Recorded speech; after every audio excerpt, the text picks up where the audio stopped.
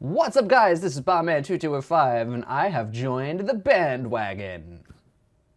So I've seen a lot of videos, and I mean a lot of videos over these past couple days that are predicting Smash Brothers characters, discussing Smash Brothers characters, just requesting Smash Brothers characters, just Smash characters, Smash characters, Smash characters, and I was like, you know what?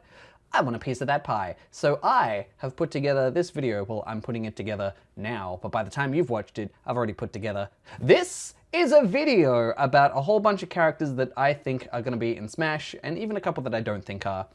Basically, I've broken it down into 3 lists. I've got obvious picks that are like most probably going to get in.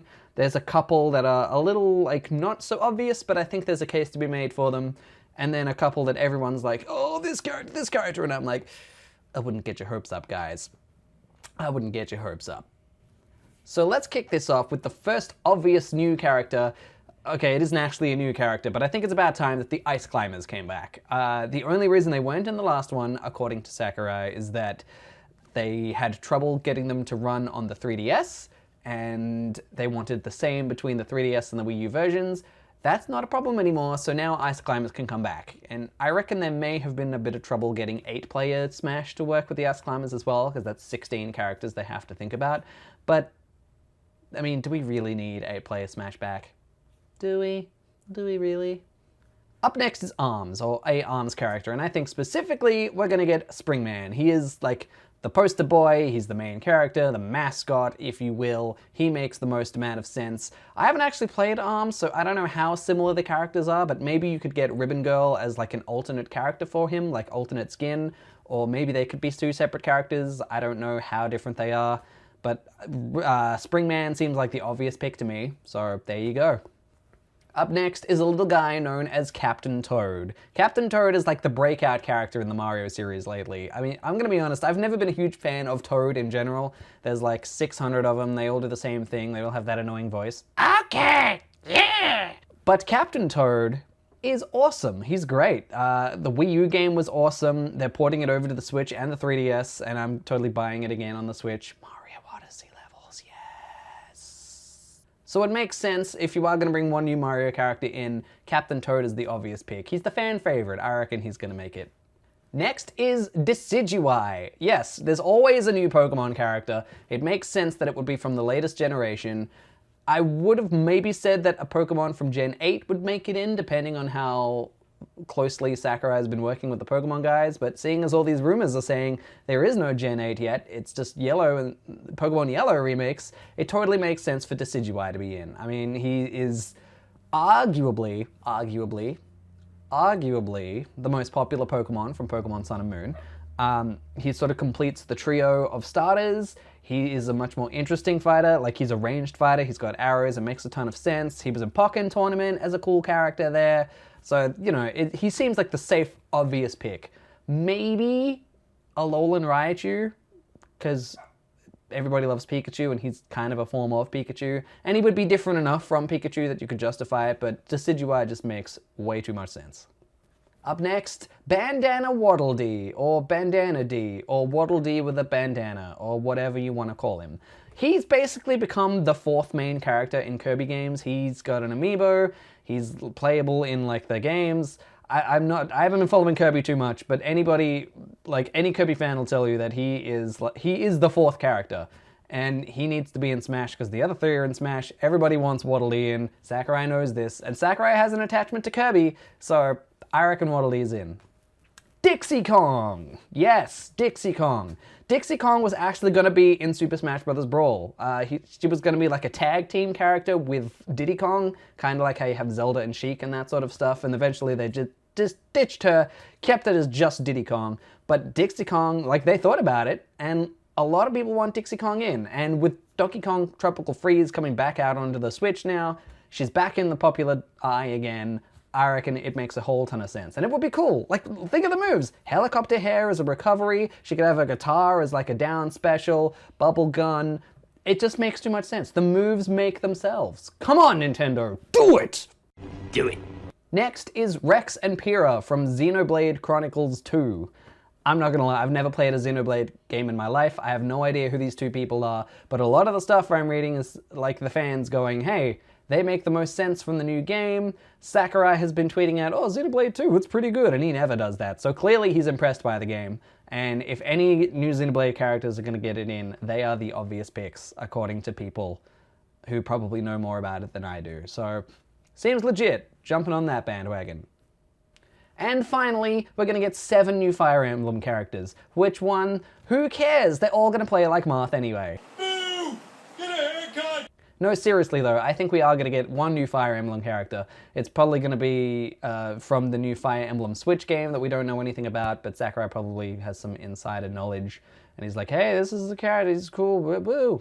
Even if they don't specifically reveal who that character is until like closer to Smash coming out, when we know more about the game, but I reckon they're going to be in it. And to compensate, I reckon at least 1 or 2 Fire Emblem characters are going to get cut from the roster. No. Yes, but we'll talk more about that later. Now let's move on to our list of characters that aren't necessarily obvious shoo-ins to get in, but if you think about it, they actually have a pretty good shot. They make sense. Let's get into it with King K. Rool first up. You know, I think if you're gonna add 1 Donkey Kong character, I think Dixie Kong is the obvious one. However, there is a lot of fan support out there to get King K. Rool in the game. They know this, that we had the Smash ballot a few years back, and King K. Rool was one of the top contenders in there. Sakurai put the King K. Rool costume into Smash 4 as a Mii costume because he knows that people want it, and that was kind of his way of going, well, we can't get him in the game, but here you go, look at this, we know you're listening. So I reckon he could very well make it in. Like I said, I reckon if you're going to pick 1 character, Dixie Kong's the obvious one, but if you're going to go 2 characters, King K. Rool, maybe Funky Kong even, but let's not get greedy here. But Dixie Kong, King K. Rool, that's pretty good.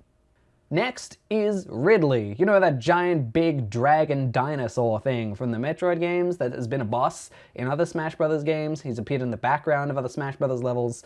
Ridley. Sakurai keeps on saying he's too big. Ridley isn't gonna work. And yet every game, more and more people are like, come on, just shrink Ridley down, make it work. Find a way. And I know he keeps saying, I don't know, but this could very well be the time. I reckon he might finally cave in. He might finally put Ridley in the game. There's some rumors out there that are saying that it's a shoo-in. I don't necessarily believe them, but it's plausible. There's a chance. Make it happen. Up next is Rabid Peach. That's right, Steve. Rabid flippin' Peach. Remember when the rumors started coming out about Mario plus Rabbids Kingdom Battle, and everyone's like, that sounds like a terrible idea for a game. And then all the images leaked and everyone's like, man, this looks even worse than we thought. And then the game actually got announced and everyone's like, okay, this actually looks alright. And then the game came out and everyone was like, oh my god, this game is actually amazing. That's right, the game is amazing. In fact, I reckon if you take off ports like Mario Kart 8 and Donkey Kong Country Tropical Freeze, I reckon it's in the top 5 games for the Switch. It's awesome. Now, a lot of people love Rabid Peach, and I know a lot of people love to hate Rabid Peach, but Tay-Tay, what do we say about them haters? I love you, Tay-Tay. I mean, it makes a whole ton of sense. I mean, she has like running dashes for dash attacks, she has a blaster, she has a drone.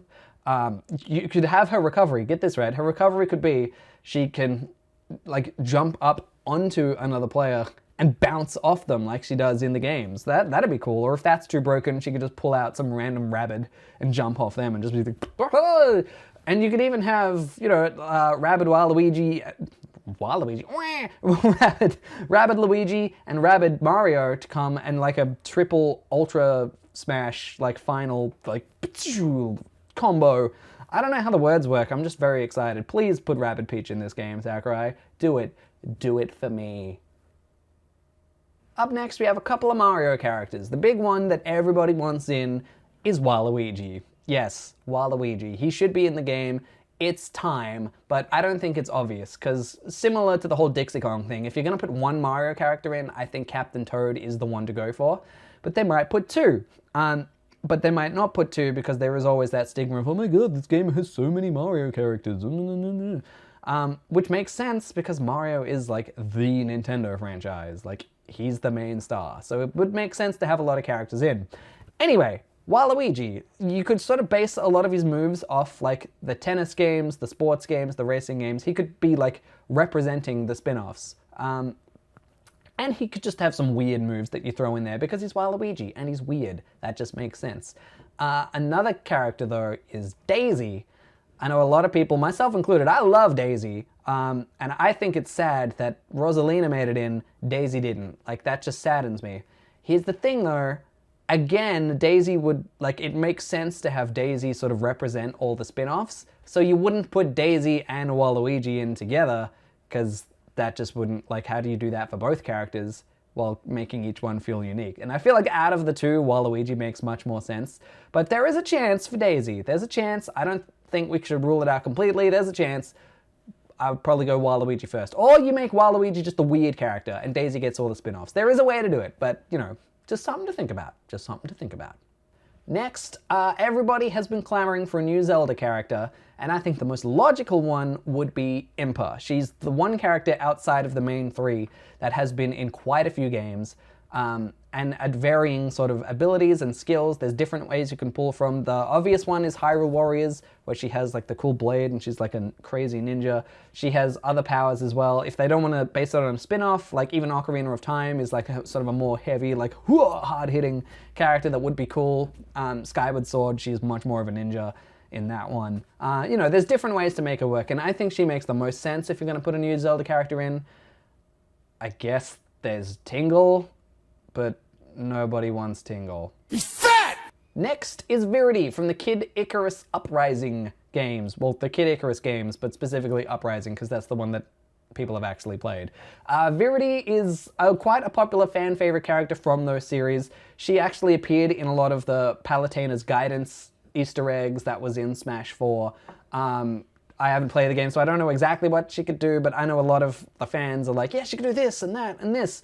And some people feel like Kid Icarus was kind of a bit misrepresented in Smash 4, because you had Pit, cool, you had Palutena, who sucked, and you had Dark Pit, who's just a clone of Pit. So really, you didn't really get anything worthwhile in Smash 4 to represent Kid Icarus. So I reckon Viridi would be a cool apology to the Kid Icarus fans to be like, hey, here's a cool character that could be fun and make everybody happy. Plus, she's funny. She's funny. I think she'd be fun to play as. So, Viridi, interesting choice. Here's a weird one. Now, stick with me. I reckon we might actually get a new type of Mii fighter in the game. And specifically, I reckon it's going to be a Mii spellcaster. It makes a lot of sense. Like, Miis have shown to have magic. If you remember that 3DS game where you, like, go in the dungeon and the heroes, they all have the magic, so you can draw inspiration from that. But there's different kinds of magic they can draw on: elemental magic, arcane magic, time, space, wavy magic, wibbly wobbly, timey-wimey. There's all sorts of different customization, and it would feel different enough from like a brawler, a sword fighter, and a gunner that like it makes sense. I don't think it's an obvious pick because Miis aren't like a huge thing anymore, but they are an important part of Nintendo's history. And I know they're a little controversial in Smash, but they represent the customizable, create your own character aspect. So I wouldn't be surprised if we get a new Mii fighter. Another character that a lot of people have been requesting is Shovel Knight, and I don't think it's too far out of the realm of possibility.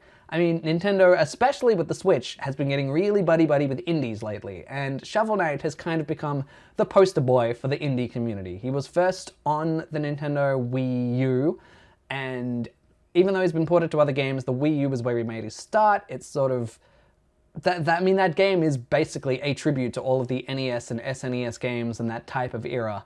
And it would just make a whole ton of sense to put Shovel Knight in. Like I said, he's the poster boy for indie games. The one other character, if you're not going to go with Shovel Knight, that would make sense to sort of represent indies and Nintendo would be Shantae. A lot of people love Shantae. They've been wanting Shantae in Smash for a long time. Even though, again, like Shovel Knight, she's gone multi-platform. She has a history with Nintendo. A lot of the older games are Nintendo exclusive, and even though the new ones are on newer platforms, they typically come to Nintendo first. She is sort of associated with Nintendo in that same way that Bayonetta is, or something like that. So I reckon Shantae would make a lot of sense as well. I reckon Shovel Knight would be more likely of the two, but if you're going to get an indie character, either Shovel Knight or Shantae makes sense, would make a lot of people happy as well. And finally, for the not-so-obvious picks, but still have a shot, this is a weird one. Hear me out. Stick with me. Let's go for a drive, all right? Let's go for a drive. Every Smash game, well, most Smash games sort of have that bizarre WTF character like Mr. Game & Watch or Rob the Robot that's some weird, obscure, not even a real Nintendo character, but is more like just a symbol or an icon of Nintendo.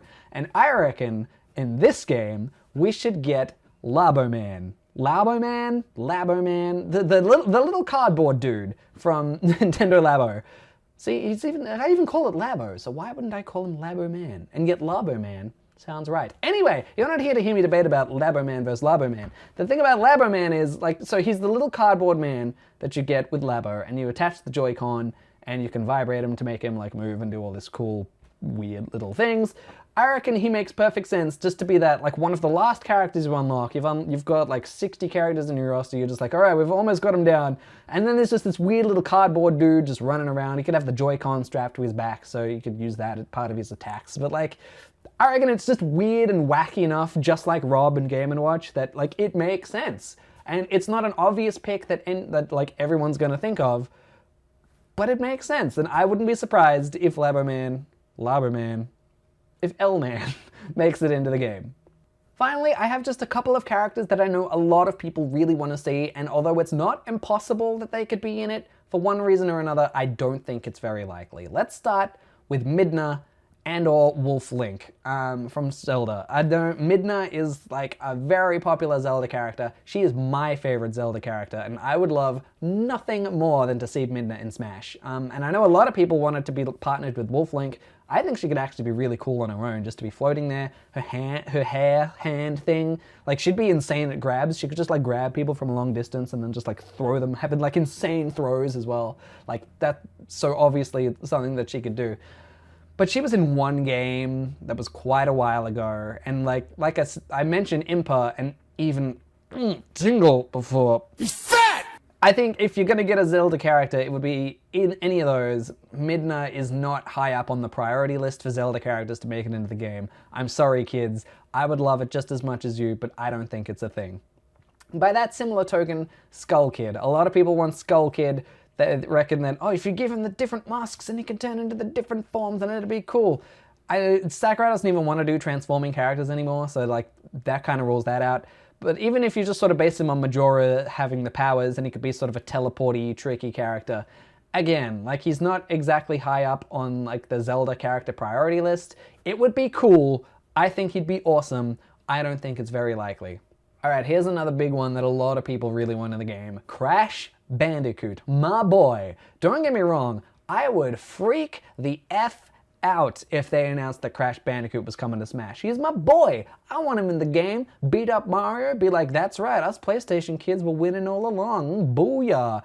I don't think it's gonna happen. I know a lot of people are like, oh, well, Crash is coming to the Switch. That means nothing. There are like 600,000 games on the Switch. Okay, not literally, but you know what I mean. Just because one guy makes it onto the Switch doesn't mean that he's likely.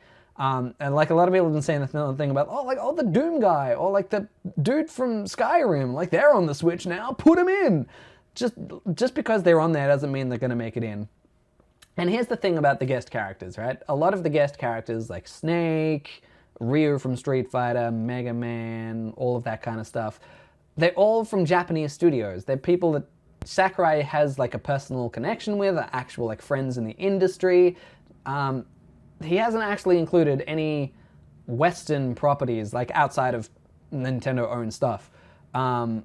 Except, is Bayonetta Western or not? No, it isn't. Yeah, so it's all local Japanese stuff. I'm not saying it's impossible. There is very much a chance that Crash can make it in, but I doubt it.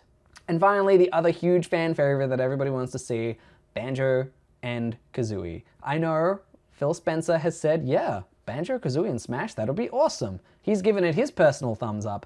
But guys, it's not that simple. Like, just because he says that he wants it in, like, obviously Nintendo are gonna have to pay a whole lot of money in order to get him in the game. Like, he's not gonna be free. He's not gonna be a freebie from Microsoft. Just be like, here, use our dormant, beloved IP. Just take it. Just put it in your game. Why not? Like, it's not that easy.